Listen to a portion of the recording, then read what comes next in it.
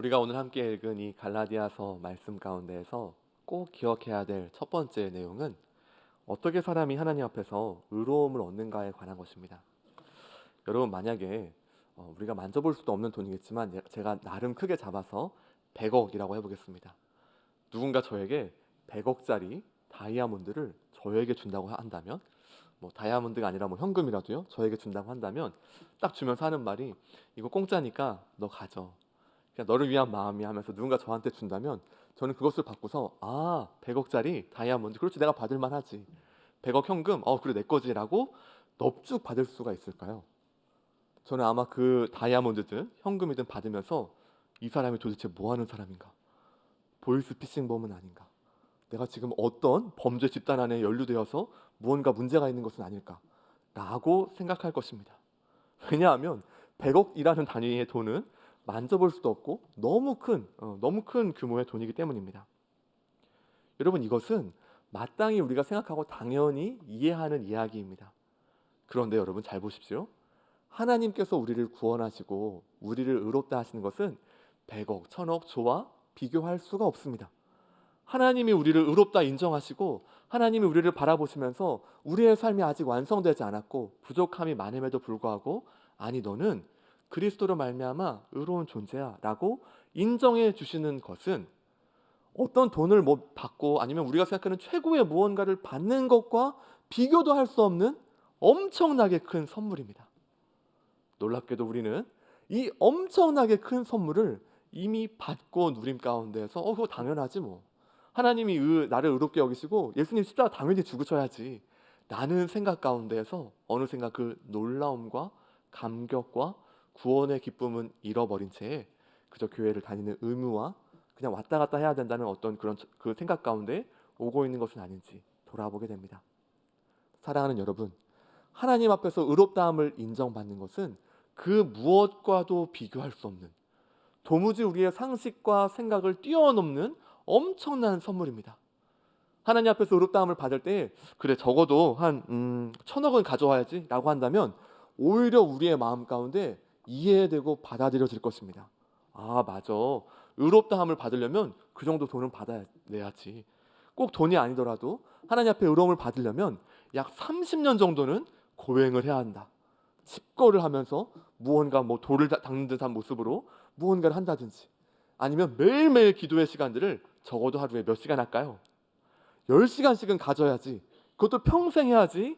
그래도 너가 구원을 받을까 말까 해 라고 만약에 우리에게 가르쳐진다면 이것은 오히려 우리에게 더 받아들여질 만합니다. 왜냐하면 그만큼 하나님의 의라는 것은 너무나 방대하고 큰 선물이기 때문입니다. 그러나 성경은 언제나 무엇을 말합니까? 너가 할 거 아무것도 없어. 여러분, 여기서 우리가 어찌할 바를 모르는 겁니다. 무언가로 해야 될 것 같은데 우리가 이렇게 좀 아무것도 하지 말고 집에 가만히 있어 이렇게 말하면 어떤 경우에 굉장히 이게 오히려 어렵습니다. 저 같은 경우에는 집을 이렇게 좀 깨끗하게 정리하고 깔끔한 편으로 보이실 수도 있는데 그런 편이 조금 아닙니다. 저는 이제 개인적으로 약간의 이 과정 가운데 이렇게 좀 지저분해지고 이런 것들이 이게 참 나에게 도움이 돼. 지저분한 이렇게 좀 이렇게 뭐 조금 이렇게 책상이 어질러 있어도 그래, 흐뭇하군 하면서 얼마든지 평안하게 잠이 들 수가 있는 사람입니다. 여러분, 어떤 경우에 저의 이런 방 상황이라든지 여러 가지를 보면서, 그렇다고 제가 막 완전 난장판을 치는 사람은 아니니까요. 너무 오해는 안 하셔도 괜찮고요. 어떤 경우에 이런 것들을 보면서 가만히 있어도 됩니다라고 만약에 제 친구가 왔다면 제 친구 입장에서는 도무지 볼 수가 없을 수도 있겠죠. 왜요? 너무 지저분하니까 야, 이거 안 되겠어, 막 장갑을 끼면서 막 이건 안 되겠어, 내가 치워야겠어라고 할 수도 있고, 또 저희 아내가 이건 도저히 안 되겠는 걸 막 이렇게 치울 수도 있는 것입니다. 무엇을 말하냐면 구원을 말할 때에 우리가 아무것도 할 것이 없습니다라는 것이 오히려 우리에게 굉장히 받아들이기 어려운 지점이라는 것입니다. 아니, 어떻게 하나님께서 모든 것을 주시고 놀라운 의를 행하시고 그 의로 말미암아서 우리가 하나님 나라의 백성이 되고 유대인들이 그렇게 원했던 그 놀라운 하나님 백성됨을 아무것도 하지 않고 그저 믿음으로만 의롭게 된다고 하는 질문, 하는 이 믿음의 우리의 이 내용 자체가 사실은 우리의 성향과 우리의 뿌리 깊은 종교성, 공로 사상에 맞지가 않습니다. 콩 심은 데 콩 나고 팥 심은 데 팥 나야죠. 구원을 얻으려면 그에 대한 응당한 어떤 대가와 노력이 있어야지 구원을 따낼 수 있고 얻어낼 수 있다라고 하는 교리가 오히려 우리에겐 더 받아들여질 만하고 그렇지라고 고개를 끄덕일 것입니다. 그러나 성경 전체, 특별히 갈라디아서의 핵심은 오직 믿음으로만 구원을 받는다.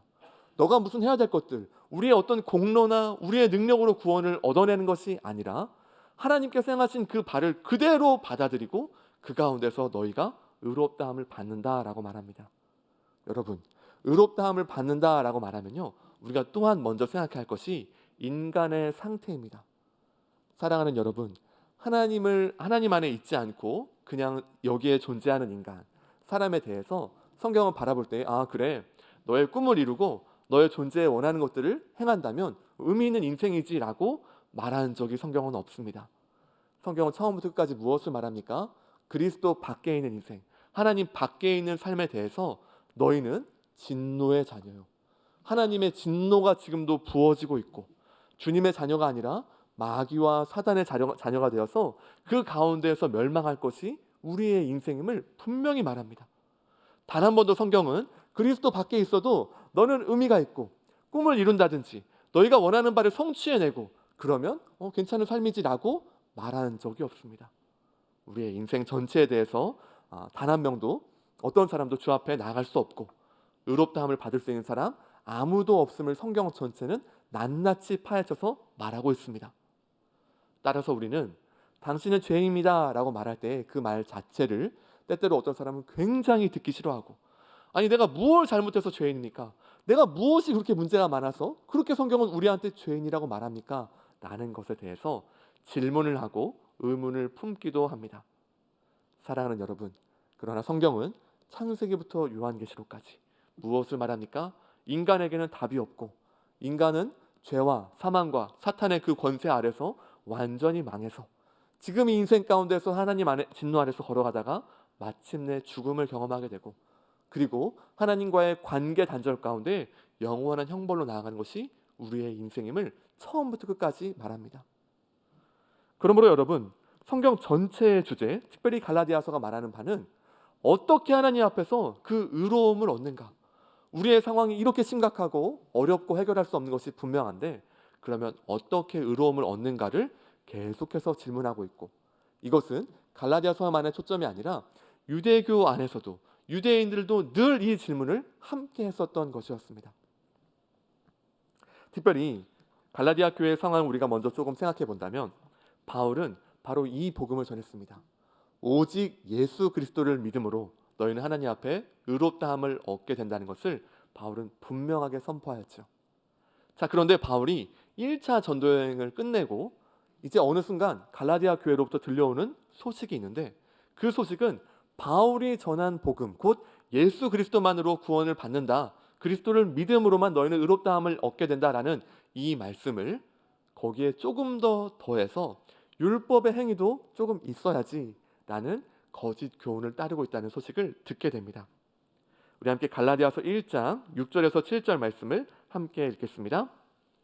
그리스도의 은혜로 너희를 부르신 이를 이같이 속히 떠나 다른 복음을 따르는 것을 내가 이상하게 여기노라.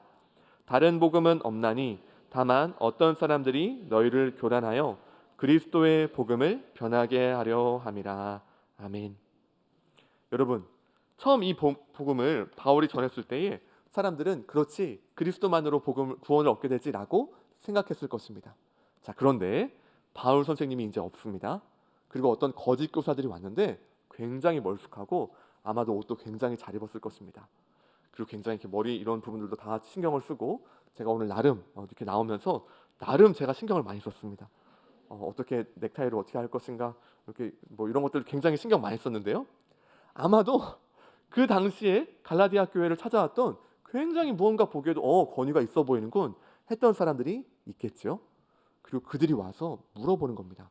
너희들 예수님 믿어? 당연히 갈라디아 교회 사람들이 말했겠죠. 맞습니다.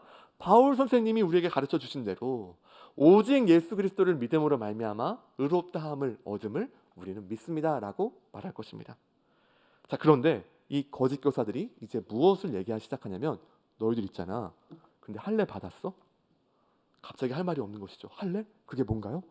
야, 아브라함 때부터 하나님이 할례 딱 하셔가지고 모세오경에 할례 받은 사람들만 유대인 되고 그들만 하나님의 권속으로 하나님의 가족으로 인정하셔. 할례는 언약의 징표야. 너 여태까지 할례도 안 받고 여태 뭐 했대? 바울 이상하다. 그 사도도 아니네. 그 가짜야 라고 말하니까 여러분, 바울은 지금 보이지도 않고요.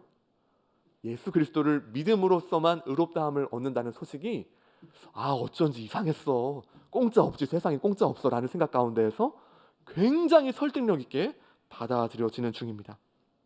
더군다나 레위기 11장에는 음식 규정이 있습니다. 내 발로 다니는 것들, 비늘이 있는 것들, 없는 것들, 온갖 음식 규정이 있는데 딱 물어보는 것입니다. 너희들 지금 어떤 음식 먹어? 세상에 돼지고기를 먹어? 삼겹살을 먹는다고?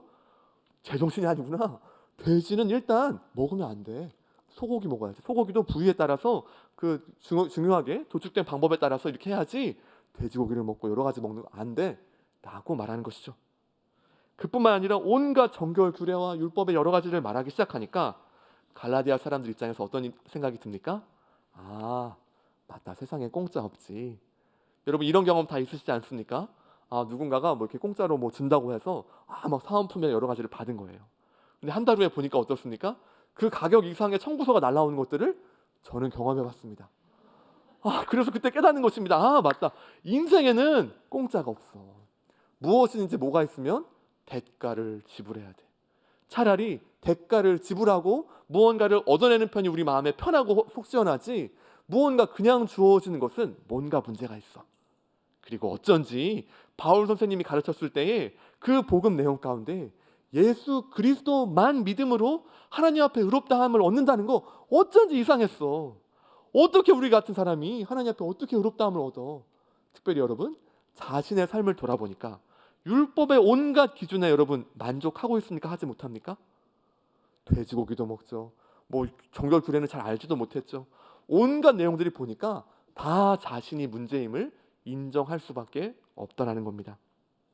그래서 결국은 그리스도의 복음, 예수 그리스도를 믿음으로써 구원도 얻겠지만 그것이 50이라면 나머지 50은 어떻게 해야 된다는 것입니까? 나의 노력과 나의 고행과 나의 어떤 절기를 지킴과 특별히 유대인과 같이 되는 모습 가운데에서 나머지 50을 채울 수 있다는 생각을 더욱 설득력 있게 갈라디아 교회가 받아들입니다. 사랑하는 여러분, 이것은 갈라디아 교회만의 문제가 아닙니다. 오늘날 한국 교회의 현실이고 많은 교회가 예수 그리스도만의 충분성을 인정하지 못하고 더 나아가서는 그리스도 한 분으로 충분합니다라고 우리는 말은 하지만 우리의 삶 가운데는 그렇게 살아내지 못하는 것이 우리의 현실입니다. 그래서 바울은 바로 이와 같은 상황들을 분명히 직시하면서 너희가 지금 따르는 이 복음이라 함은 복음 아니다. 다른 복음이다.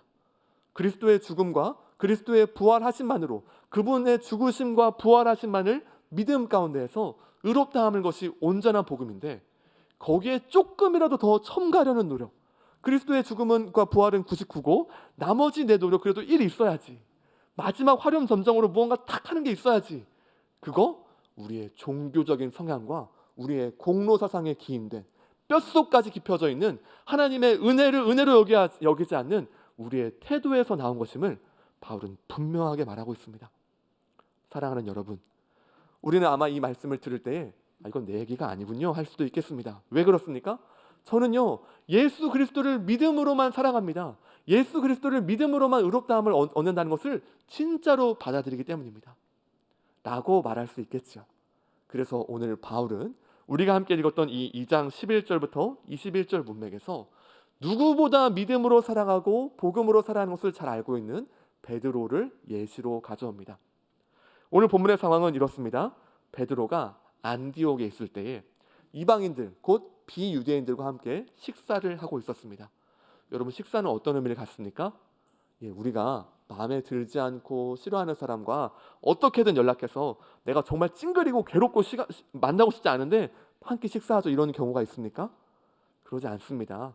우리는 마음에 편안하고 함께하고 싶은 사람과 식사를 같이 하려고 합니다.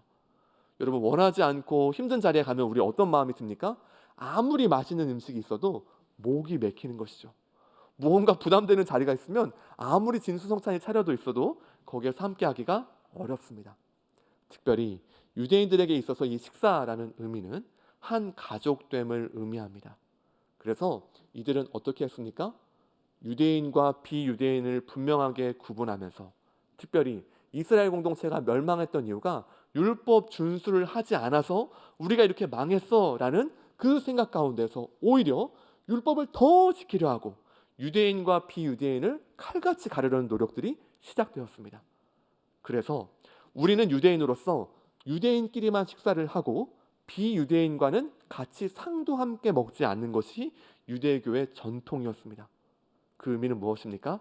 우리는 우리만 가족이고 비유대인, 이방인 너희는 가족 아님을 분명히 구분하는 표지요 지점이었던 것이죠. 그러나 베드로는 어느샌가 하나님의 인도하심 가운데에서 이것이 진리가 아님을 알게 되었습니다. 특별히 하나님께서는 베드로에게 고넬료에게 보내시면서, 그리고 그 환상 가운데에서 베드로에게 모든 것을 먹어도 된다는 것을 말씀하십니다. 그리고 그 말씀은 그저 먹고 끝나는 것이 아니라 유대인과 비유대인 가운데 함께하는 식탁의 혁명을 주님이 말씀하신 것이었죠. 우리 함께 사도행전 10장 10절에서 16절 말씀 우리 함께 읽도록 하겠습니다. 그가 시장하여 먹고자 하매 사람들이 준비할 때에 황홀한 중에 하늘이 열리며 한 그릇이 내려오는 것을 보니 큰 보자기 같고 내 귀를 메어 땅에 들이웠더라. 그 안에는 땅에 있는 각종 네 발 가진 짐승과 기는 것과 공중에 나는 것들이 있더라. 또 소리가 있으되 베드로야 일어나 잡아먹어라 하거늘 베드로가 이르되 주여 그럴 수 없나이다. 속되고 깨끗하지 아니한 것을 내가 결코 먹지 아니하였나이다 한데, 또 두 번째 소리가 있으되 하나님께서 깨끗하게 하신 것을 내가 속되다 하지 말라 하더라. 이런 일이 3번 있은 후 그 그릇이 곧 하늘로 올려져 가니라. 아멘. 여러분, 오늘 말씀에 굉장히 재미있는 상황이 나옵니다. 지금 베드로가 어떤 이야기를 하고 있냐면 환상 가운데에서 이 보자기 같은 것이 내려오고 거기에 무엇이 있냐면 4발 가진 짐승과 기는 것과 공중에 나는 것들. 특별히 레위기 11장의 음식법 규례에 따르면 여기 있는 모든 것들은 먹을 수가 없는 겁니다. 그래서 베드로는 이 모든 것을 보고서 그 음성 가운데에서 잡아 먹어라 하니까 베드로는 어떻습니까? 자신은 유대교적 배경 가운데 살아왔기 때문에 분명히 예수 그리스도를 만났고 그분이 주인 되심을 인정하고, 여러분 베드로는 어떤 사람입니까? 예수 그리스도와 함께 그 삶을 같이 살았을 뿐만 아니라 완전히 낙담하고 무너졌을 때에 주님 다시 찾아오셔서 그에게 소명을 부어주시고 부활하신 예수님을 직접 눈으로 보면서 믿음으로 살아가는 것이 얼마나 중요한지를 깨달은 사람입니다. 사도행전 2장에 보시면 그 설교 가운데에서 3,000명이 회심하면서 초대교회가 시작되게 한, 누가 봐도 그 전체 공동체의 리더 중에 리더였죠. 그런데 이 베드로조차도, 나는 믿음으로 삽니다라는 그 고백이 분명했을 베드로조차도 지금 이 유대교적 배경선을 넘어서지 못하는 것입니다. 그리고 자신이 나는 이거 먹으면 안 됩니다. 왜? 이것을 먹음으로써 나는 유대인과 비유대인이 갈라지는 지점, 다시 말하면 무엇입니까? 하나님 나라의 백성됨과 백성되지 않음이 갈라지는 지점이 바로 이 음식 먹는 것에 있기 때문에 나는 먹을 수가 없습니다. 내 평생에 먹어본 적도 없습니다 라고 말하는 것입니다. 그러자 하나님께서 말씀하시죠. 하나님께서 깨끗하게 하신 것을 내가 속되다 하지 말라. 여러분, 이 의미는 무엇이냐면 지금 그리스도의 죽음과 부활 안에서 더 이상 이 음식을 먹음을 통하여서 의로움을 얻게 되고 음식을 안 먹는 사람들은 의로움이 없는 그런 구도 자체가 그리스도의 은혜와 복음 안에서 완전히 끝났다는 것을 보여주고 있습니다. 그리고 사도행전 10장 28절에 마침내 베드로는 이런 고백을 함께 하죠. 이르되, 함께 읽습니다. 이르되 유대인으로서 이방인과 교제하며 가까이 하는 것이 위법인 줄은 너희도 알거니와 하나님께서 내게 지시하사 아무도 속되다 하거나 깨끗하지 않다 하지 말라 하시기로. 아멘. 베드로가 고넬료라는 이방인을 찾아가서 이렇게 말합니다. 본문의 내용을 보면 베드로도 알고 이방인 너희도 안다는 것입니다. 무엇을 압니까? 아까 말씀드린 것처럼 유대인으로서 비유대인을 만나서 함께 식사하는 것 자체가 유대 법 기준으로 볼 때 이거 위법인 것을 나도 안다. 그래서 내가 이것을 만나려고 하지 않았는데 하나님께서 이 보자기 가운데 환상을 보여주시면서 여러분, 음식만 속되다라고 하지 않고 아무도 속되다 하거나 깨끗하지 않다 하지 말라.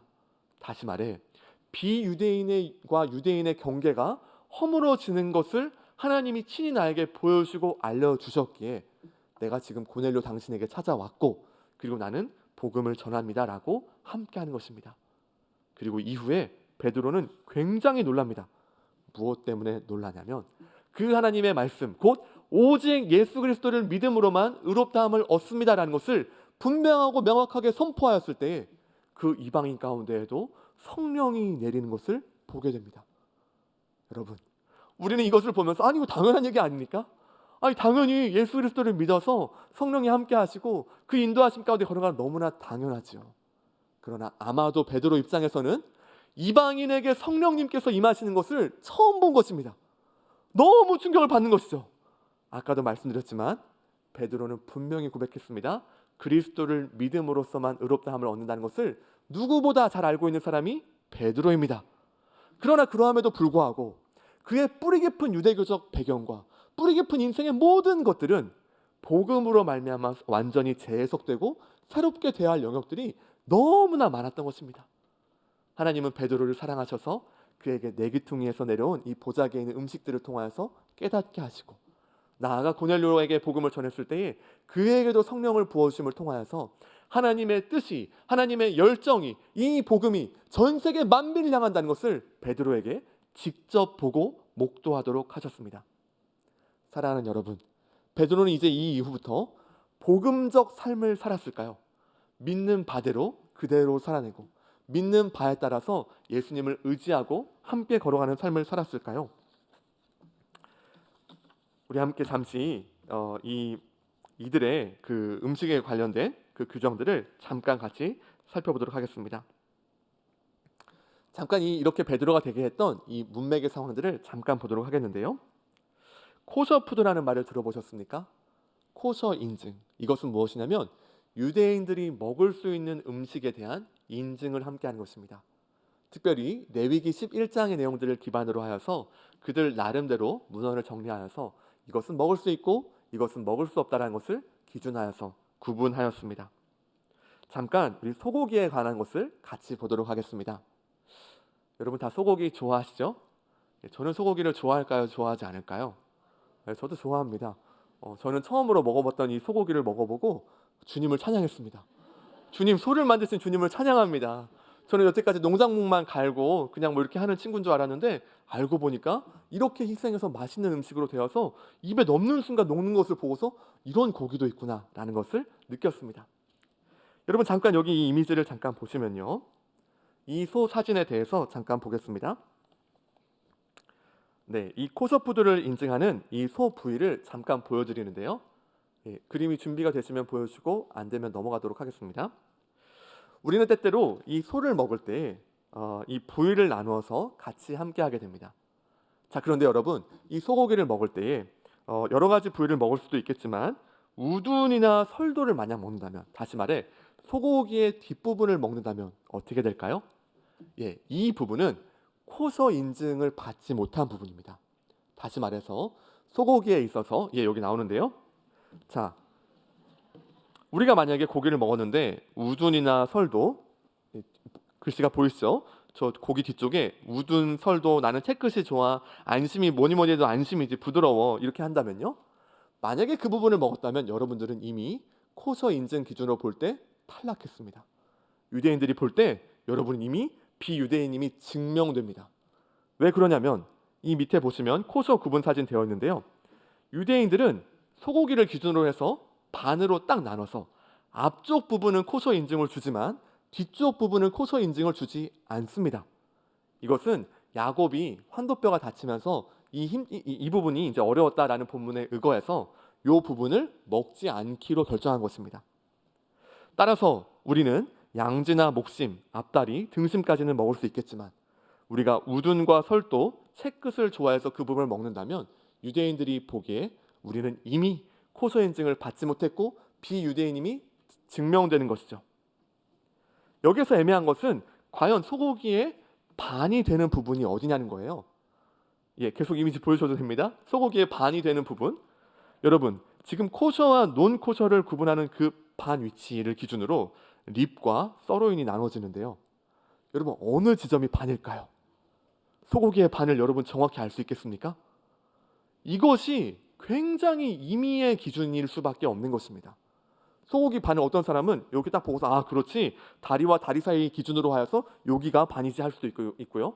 머리부터 꼬리까지의 길이를 생각한 다음에 그 중앙점을 반으로 했을 때 만약에 5cm가 차이 난다면 여러분, 어디까지가 코셔 인증을 줘야 하고 어디까지가 주지 않을 수 있겠습니까? 또 한 가지 그림을 한번 보도록 하겠습니다. 지금 다시 한번 말씀드릴 것은 향어입니다. 여러분, 향어 알고 계십니까? 우리 이 전주나 또 여러 지역에도 이 향어를 먹을 수 있는 곳이 간혹 있는데요. 사실 이 향어라는 것은요, 이스라엘에서 개량된 것입니다. 이스라엘의 그 척박한 땅 가운데에서 함께 먹을 수 있고 또 녹조에 이끼가 꼈던 것들을 해결해 줄 수 있는 물고기가 필요했습니다. 그리고 비늘 없는 잉어는 먹을 수 없기 때문에 적당히 요리하기도 좋으면서 비늘이 너무 덥지 않아야, 너무 덮으면 이게 손질하기가 어렵기 때문에 등 지느러미 쪽에만 있도록 개량한 것이 향어입니다. 여러분, 향어를 왜 만들었다고요? 코서 인증에 합당한 물고기를 만들어내기 위해서 독일의 가죽 잉어와 이스라엘의 토착 잉어를 계속 교배해서 이 향어라는 새로운 품종을 만든 것입니다. 그래서 나름 자신들의 기준에 맞추려고 노력하는 것이죠. 여러분, 이제 우리는 이들의 노력을 이해할 수 있는 것입니다. 저는 이와 같은 이 노력들을 보면서 어떤 생각이 드냐면 한편으로는 굉장히 우프다, 웃기지만 슬프다 마음도 들고요. 또 한편으로는 굉장히 눈물겹습니다. 여러분, 왜 이렇게까지 복잡한 규례를 함께 합니까? 왜 이렇게까지 계속해서 먹을 수 있는 것들, 먹을 수 없는 것들, 또 여러분 요즘은 무엇도 나옵니까? 온갖 음식들이 새롭게 막 개발이 되기 시작하는 것입니다. 특별히 치즈버거는 그들이 먹을 수가 없습니다. 염소의 젖으로 삶은 고기는 먹을 수가 없는데 이미 치즈가 무언가 그런 것을 의미하기 때문에 유대인들은 치즈버거에 대해서 먹지 않습니다. 온갖 이런 규정들을 계속 만드는 이유는, 그리고 그것이 눈물겨운 이유는 우리는 선택받은 유대인임을 이 방식을 통하여서 증명하고 싶은 것을 보게 되기 때문입니다. 그래서 무엇을 얻고 싶은 것입니까? 하나님 앞에서 의롭다함을 인정받기를 원하는 눈물겨운 노력이, 어떻게 해서든지 물고기를 만들든지 고기의 반을 애매하든지 어떻게 해서든지 방식을 나눠서라도 어떻게 해서든지 하나님 앞에서 의롭다함을 얻고자 노력하는 모습이 여기에 담겨져 있기 때문입니다. 베드로 역시 이와 같이 살아왔지만 하나님께서 놀라운 환상 가운데 알려주시고 그의 눈을 열어주셨을 때 베드로는 고백했습니다. 더 이상 이렇게 먹고 이런 것으로 하나님의 자녀가 되고 의롭다함을 얻는 것이 아니구나 라고 이미 깊이 고백한 것이죠. 여러분, 이제 다시 한번 이 베드로가 어떤 행동을 했는지 우리 다시 한번 2장 11절부터 13절 말씀을 같이 읽습니다. 함께 읽겠습니다. 게바가 안디옥에 이르렀을 때에 책망받을 일이 있기로 내가 그를 대면하여 책망하였노라. 야고보에게서 온 어떤 이들이 이르기 전에 게바가 이방인과 함께 먹다가 그들이 오매 그가 할례자들을 두려워하여 떠나 물러가매 남은 유대인들도 그와 같이 외식함으로 바나바도 그들의 외식에 유혹되었느니라. 아멘. 지금 베드로가 안디옥에서 있었던 상황입니다. 안디옥에서 베드로는 지금 이제 이 모든 상황들을 경험하고 하나님께서 알려주셨기 때문에 비유대인들과 함께 식사를 하던 중이었습니다. 여러분, 유대인들이 보기에 이것은 무엇입니까? 위법입니다. 위법한 상황을 지금 몰래 함께하고 있었던 것이죠. 자, 그런데 야고보에서 온 어떤 이들 혹은 할례자들로 이렇게 표현이 되어 있는데 누군가가 왔는데 이들은 아마도 할례를 굉장히 중시하고 또한 나아가 유대인과 비유대인은 당연히 같이 식사할 수 없지, 라는 것을 굉장히 중시하는 사람들이 찾아온 것으로 보여집니다. 그때 베드로가 어떻게 했습니까? 같이 식사를 하다가 헐, 유대인 온다고? 어떻게 합니까? 먹던 숟가락이랑 밥은 젓가락 안 썼겠지만 도구 딱 놓고 슬그머니 나간 겁니다. 그러니까 어떻게 합니까? 같이 식사 자리에 있던 다른 유대인과 비유대인들이 있었는데 유대인들 입장에서도 눈치를 막 보는 겁니다. 어이? 우리 리더인 베드로 선생님 나갔네? 야, 너 나가. 1번, 2번 해가지고 한 명 한 명씩 슬슬 나간 겁니다. 그래서 누구까지 나갑니까? 바나바까지 자리를 피한 겁니다. 여러분, 베드로 입장에서 이렇게 했던 이유는요, 아마도 우리가 본문 가운데 다 나와 있지는 않지만 베드로 입장에서는 예루살렘에 있는 교회 공동체를 생각한 것으로 보여집니다. 예루살렘에 있는 교회 공동체가 거기에서 여기까지 이 안디옥까지 와서 보니까 베드로가 지금 비유대인과 함께 식사하고 있어 라는 것들을 예루살렘에 있는 교회 공동체가 만약에 듣게 되면 거기 그 그리스도 밖에 있는 많은 유대인들이 또 이들을 핍박하고 역시 베드로 뭐 저런 식으로 하고 있어라는 것 때문에 더 많은 문제의 소지가 있을 것으로 예상이 되어서 베드로는 사실 미연의 이 문제의 싹을 없애고자 사실 피했던 것으로 보여지기도 합니다. 그리고 그 가운데는 무엇도 있었습니까? 그 유대인들에 대한 두려움이 있었던 것이죠. 만나서 긁어부스럼 하지 말아야겠다. 내가 일단 딱 피해서 좀 이런 상황들 한번 모면하고 또 그 다음에 또 같이 비유대인이랑 같이 또 식사하고 하는 자리를 만들어야겠다라고 생각한 것 같습니다. 질문드립니다. 베드로가요, 그렇게 잘못했습니까? 지금 베드로가 밥 먹다가 자리 일어난 게 그렇게 심각한 문제입니까? 우리요, 밥 먹다가 전화 오거나 하면은 자리 두고 나갈 수도 있습니다. 여러분, 그거 잘못된 겁니까? 같이 식사하다가 정말 급한 일이 생기면 얼마든지 자리를 두고 다른 모임을 갈 수도 있지요. 물론 좀 예의 있게 제가 좀 급한 상황이 있어서 가야 될 것 같아요 라고 말해야 될 필요는 있겠지만 문맥상으로 봤을 때 그럴 수도 있겠다라고 생각도 듭니다. 자, 그러나 2장 14절부터 21절은 바로 이 베드로의 행동에 대한 바울의 해석과 성경 전체가 말하는 아주 중요한 내용인데요. 우리 함께 14절부터 16절 말씀, 2장 14절부터 16절 말씀을 다시 한번 같이 읽도록 하겠습니다. 함께 읽습니다. 그러므로 나는 그들이 복음의 진리를 따라 바르게 행하지 아니함을 보고 모든 자 앞에서 게바에게 이르되 내가 유대인으로서 이방인을 따르고 유대인답게 살지 아니하면서 어찌하여 억지로 이방인을 유대인답게 살게 하려느냐 하였노라. 우리는 본래 유대인이요 이방 죄인이 아니로되 사람이 의롭게 되는 것은 율법의 행위로 말미암음이 아니요 오직 예수 그리스도를 믿음으로 말미암는 줄 알므로 우리도 그리스도 예수를 믿나니 이는 우리가 율법의 행위로서가 아니고 그리스도를 믿음으로써 의롭다함을 얻으려 함이라. 율법의 행위로서는 의롭다함을 얻을 육체가 없느니라. 아멘. 여러분, 14절을 보시면 베드로가 지금 잠깐 식사하다가 비유대인과 함께 있다가 자리를 비운 것은 그냥 식사 자리를 잠깐 비워서 무언가 문제의 싹을 없애려고 했다, 이 정도 차원의 그 용인받을 수 있는 것이 아니라 복음의 진리를 따라 바르게 행하지 아니한 위선이요 외식임을 분명히 지적합니다. 지금 베드로의 행동은 믿는 바와 다르다는 것입니다. 비유대인과 유대인 완전히 연합하여서 하나 되었다고 그가 분명히 알고 있으면서 왜 다시 구분함으로 나아가는 거냐고 지적하는 것입니다. 여러분, 여기서 우리가 조금 기억할 것이 베드로는 모든 사람들이 인정하는 현재 이 기독교 공동체의 최고의 리더입니다. 바울은 어떻습니까? 갈라디아 교회 사람들도 바울 제 사도 아니야, 바울은 아무것도 아니야, 만약에 이것을 서열상의 순으로 본다면 지금 베드로는 밑에서 보이지도 않는 바울은 서열상으로 보이지도 않는 저 위에 있는 베드로를 향하여서 공개적으로 책망하고 너 지금 거짓 복음을 너야말로 전하고 있어라고 정확하고 명확하게 말하는 것입니다.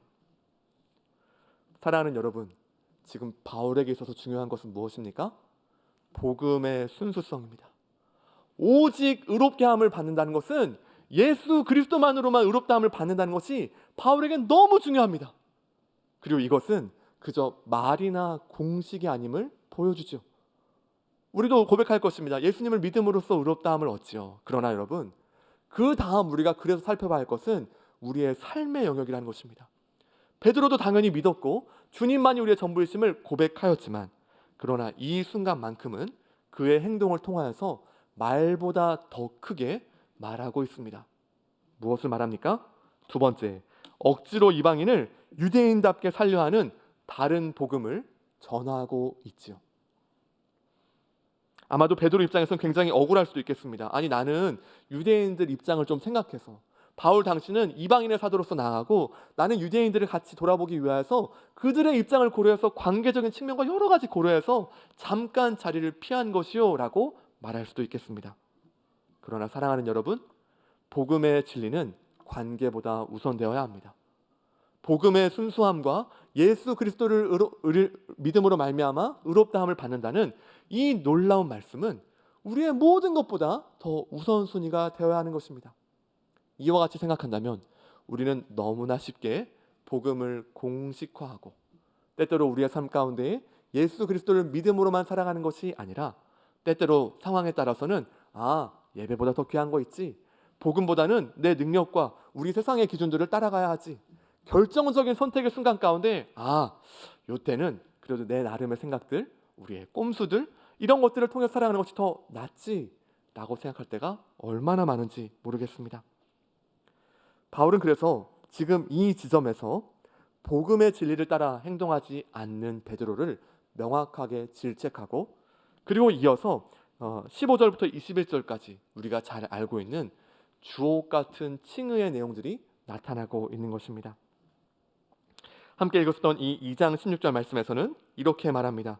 사람이 의롭게 되는 것은 율법의 행위로 말미암음이 아니요 오직 예수 그리스도를 믿음으로 말미암는 줄 알므로 우리도 그리스도 예수를 믿나니. 지금 바울은 다시 한번 선언하는 것입니다. 율법의 행위, 곧 율법을 지키는 행위로서 하나님 앞에 의롭다함을 얻으려는 모든 노력들, 유대인처럼 음식법을 지키고 무언가 해야 될 여러 가지들을 준수함을 통하여서 의의를 얻어내려는, 돈을 지불하고 사려는 것처럼 내 노력이라는 대가를 지불해서 얻어내려는 모든 시도들, 이것이야말로 반복음적이고 반성경적이다라는 것을 말하고 있습니다. 그리고 바울은 무엇을 말합니까? 오직 예수 그리스도를 믿음만으로 우리는 하나님 앞에 의롭다함을 얻는다.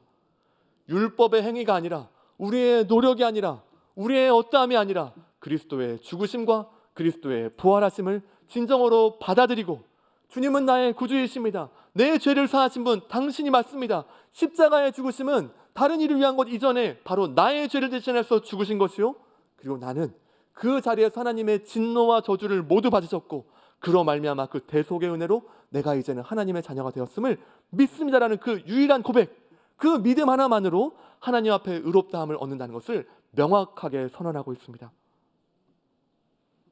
사랑하는 여러분, 우리는 이것이 다 믿고 있다라고 착각합니다. 우리는 너무나 쉽게 그렇죠, 그렇다라고 말합니다. 그러나 여러분, 더 중요한 것은 그렇게 믿는다면 믿는 대로 살아내야 하는 것입니다. 베드로 사도도 심지어 이 본문의 상황으로 볼 때는 모든 것을 알고 있었음에도 불구하고 그 살아냄으로 나아가지는 못했던 것이었죠. 우리 이어지는 20절 말씀, 21절 말씀 우리 함께 읽도록 하겠습니다. 20절, 21절 말씀 함께 읽습니다. 내가 그리스도와 함께 십자가에 못 박혔나니 그런즉 이제는 내가 사는 것이 아니요 오직 내 안에 그리스도께서 사시는 것이라. 이제 내가 육체 가운데 사는 것은 나를 사랑하사 나를 위하여 자기 자신을 버리신 하나님의 아들을 믿는 믿음 안에서 사는 것이라. 내가 하나님의 은혜를 패하지 아니하노니 만일 의롭게 되는 것이 율법으로 말미암으면 그리스도께서 헛되이 죽으셨느니라. 아멘. 여러분, 20절 말씀이 이제 제시되는 문맥을 다시 한번 생각해 보시죠. 갈라디아 교회 공동체는 어떻습니까? 바른 복음을 들었지만 다른 복음을 쫓아가고 있습니다. 그 다른 복음의 핵심은 무엇입니까? 그리스도의 죽음과 그분을 믿는 것도 한 축으로 잡고 또 한 가지 더, 율법의 행위를 하나 더 더해서 따라가려고 하는 것이 다른 복음의 핵심적인 내용이었습니다. 베드로도 어떻습니까? 그리스도를 믿는다라고 말하고 누구보다 공동체 가운데 가장 앞선 리더였지만 그의 삶 가운데 나타난 모습은 삶으로 오히려 다른 복음을 보여주고 이것을 내가 믿고 있어라고 보여준 셈이 되었죠. 20절 문맥에서 바울이 너희는 그러할지라도 나는, 너희는 지금 다른 복음을 따라가고 너희는 지금 하나님 앞에 서 있지 아니하고 예수 그리스도만으로 의롭다함을 얻는 그리스도의 충분성을 인정하지 않고 있는 너희와 다르게 나는 오직 복음만을 믿는데 그리스도와 함께 십자가에 못 박혔다라고 고백합니다. 이 의미는 나는 이제 더 이상 율법에 대해서 죽었다는 것입니다. 율법을 준수하고 먹는 것들을 따르고 안식일과 온갖 규정들을 다 지켜 행함을 통하여서 의롭다함을 얻을 수 없다는 것을 나는 이미 분명히 알았다는 것을 고백합니다. 그리고 그리스도와 함께 죽은 존재는 바로 나이고 여기에서 이 본문의 시제는 현재 완료 시제로서 지금 계속해서 나는 그 십자가에 달려 죽어 있음을 말하고 있습니다. 그리고 이것은 그저 상상과 바울의 어떤 그 느낌으로 적은 것이 아니라 이것이 우리의 실제 영적 실체, 하나님이 우리를 보시기에 이렇게 바라보고 계심을 말하고 있습니다. 그래서 이제는 누가 살고 있다는 것입니까? 더 이상 내 뜻과 내 능력과 오늘 본문의 문맥으로 말한다면 율법의 행위와 율법의 노력과 내 성취와 내 노력으로 살아가는 인생은 이제 끝났고 그것과 나는 관계가 없고 오직 그리스도 그분을 믿고 그 안에서 살아갈 뿐만 아니라 그리스도께서 살아가 계시다고 말하고 있습니다. 20절 후반부에서는 이제 내가 이 가운데 살아가는 것은 나를 사랑하셔서 나를 위하여 자기 몸을 버리신 그 아들 예수 그리스도를 믿는 믿음으로만 살아간다라고 고백합니다. 이 의미는 나에게는 그리스도 한 분만으로 충분하다는 것입니다. 하나님 앞에 의로움을 얻는 것도 그리스도만으로 충분하고 내 인생 가운데 굽이굽이 펼쳐질 어려운 인생들, 이 이후로부터 얼마나 많은 어려움이 있었습니까? 그때의 모든 상황 가운데에도 이 세상의 가치나 방식이 아니라 오직 하나님 한 분, 그리스도 한 분만으로 충분함을 고백하고 살아서나 죽어서나 나의 유일한 위로는 오직 예수님 한 분이요, 살아서도 주님과 함께 걸어가다가 마지막 그 죽음의 현장 가운데서도 나는 예수님과 함께 걸어가기에 그분 한 분만으로 충분함을 고백하고 있습니다. 우리는 어쩌면 너무나 많이 듣고 너무나 당연하게 생각하고 그렇지라고 이 내용들을 넘어갔던 이 믿음으로만 의롭다함을 얻는다는 이 내용을 바울은 자신의 목숨을 걸고 말하고 있습니다. 자신의 모든 것을 걸고 갈라디아서 2장 20절에 이렇게 고백하고 있는 것입니다. 그래서 다시 한번 너희들도 이제는 그리스도를 따라가는 삶으로, 이제는 나는 죽고 예수만 사는 삶으로 살아오기를 다시 한번 초청하고 있는 것입니다. 우리 오늘 말씀을 기억하면서 두 가지 적용점을 생각해 보도록 하겠습니다. 오늘 말씀 가운데 먼저 우리 함께 할 것은 첫 번째는 복음보다 중요한 것은 없습니다입니다. 사랑하는 여러분, 바울은 베드로와 싸우고 싶었을까요? 바울은 베드로와 그 관계를 깨버리고 싶었을까요? 아닙니다. 본문 가운데 보시면 교제의 악수도 나눴고 기둥같이 여기는 야고보, 베드로와 함께 그 이후의 삶 가운데 같이 함께했던 모습들을 보여줍니다. 그러나 바울에게 정말 중요한 것은 이 순수한 복음이 훼손되는 것을 그대로 용인할 수가 없던 것입니다. 특별히 여러분, 우리의 가르침과 우리의 이 복음의 전수는 말로써도 가르쳐지지만 삶으로 전달됩니다. 우리 이제 자녀를 키우시는 분도 계실 거와 함께 하실 텐데 저에게는 이제 100일이 된 아이가 있습니다. 26일째까지 사랑만 했습니다. 26일째 되는 지점에 깜짝 놀랐습니다. 얘가 이런 행동을 하네? 확 어디 한 대 이렇게 좀 혼나야겠는다라는 생각이 그날 처음 들었습니다. 그리고 제가 반성했습니다. 내가 아직도 복음으로 살아간다라고 말하면서 이 아이의 아이 자체로 받아들여주지 못하고 그 아이가 내 자녀 이전에 하나님의 자녀임을 인정하지 못한 채 때때로 내 기준과 내 틀 안에 집어넣으려 하는구나. 또 하나의 율법으로 이 아이에게 집어넣으려고 하는 내 종교적 편향과 성향들을 보게 되었습니다. 사랑하는 여러분, 우리 자녀들은요, 우리의 입을 보고 배우는 것이 아니라 우리의 삶의 뒷모습을 보고 따라옵니다. 베드로가 그의 삶 가운데 말하지 않았고 그저 삶 가운데 잠깐 자리를 비웠는데 어떻습니까? 유대인도 따라오고 바나바도 따라오고 비유대인들은 그때 무엇을 느꼈을까요? 어차피 그리스도를 믿음으로 의롭다 하는 거 안 되는 거였구나. 결국은 그 음식법 지켜야 되고 뭐 저 기준에 따라서 저기 레위기 11장에 있는 그 모든 것들 다 해야지만 되는구나라는 것을 비유대인들은 그때 더욱 느끼게 된 것입니다. 사랑하는 여러분, 오늘 우리는 우리가 함께하는 사랑하는 사람들, 자녀들, 가족들, 많은 사람들에게 복음을 보여주고 있습니까? 우리의 삶의 영역 가운데 말보다 더 크게 말한 것이 삶일진데 우리는 과연 우리의 모든 삶을 통하여서 주님의 살아계심과 나는 그 복음 하나만으로 충분하다는 것을 분명히 보여주고 있습니까? 이 세상적인 가치와 이 기준이 아니라 나는 이제는 하나님 나라의 시민으로서 여러분과는 전혀 다른 기준으로 살아간다는 것을 정말로 이 땅 가운데 보여주고 있습니까? 만약에 우리가 이 복음만을 순수하게 지키려고 하고 이 복음적 삶을 살아오자 애쓰고 함께한다면 때로 우리는 삶의 어려운 순간이 다가올 때에 상황만을 바라보며 낙담하고 끝나는 것이 아니라 그때에도 나를 의롭게 하시고 그때에도 주의 사랑 가운데 있으며 그때에도 믿음을 갖고 슬픔 가운데서도 다시 한번 주님과 함께 걸어가게 될 것입니다. 우리의 삶을 뒤흔들 수 있는 결정적인 선택의 기록 가운데 이 시대의 기준과 좋은 게 좋은 거지 뭐 라고 하는 이 시대의 많은 가치들을 내려놓고 하나님은 무엇을 말씀하시는지를 듣고 그대로 걸어가게 될 것입니다. 정말 우리가 그리스도 복음만을 붙잡고 걸어간다면 우리 자녀들에게 세상의 탐욕과 시대적 가치를 앞세워서 예배는 우습게 여기더라도 예배는 쉬더라도 너희의 삶 가운데 너가 할 것 먼저 해 라는 거짓 복음을 주입하고 보여주는 것이 아니라 나의 삶 가운데 먼저 주님을 사랑하고 예수 그리스도를 따라가는 삶을 먼저 우리의 복음적 삶을 보여줌을 통하여서 너를 사랑하사 내 안에 계신 주님 그분을 믿음으로만 평생을 살아간다는 것을 우리는 삶으로 보여주게 될 것입니다. 복음이라는 이름 아래 또 다른 율법으로서 누군가에게 의무를 부과하고 이것도 해야 돼 저것도 해야 돼 하는 것이 아니라 먼저 우리 안에 이 복음으로 말미암는 기쁨들이 넘쳐 흘러서 그 사랑 안에 있는 부요함 가운데에서 다른 이들이 그 나무 안에 그 심 가운데에서 같이 쉬기를 원하고 또한 나아가 복음 안에서의 그 행복과 기쁨들을 다른 이들이 보게 될 것입니다.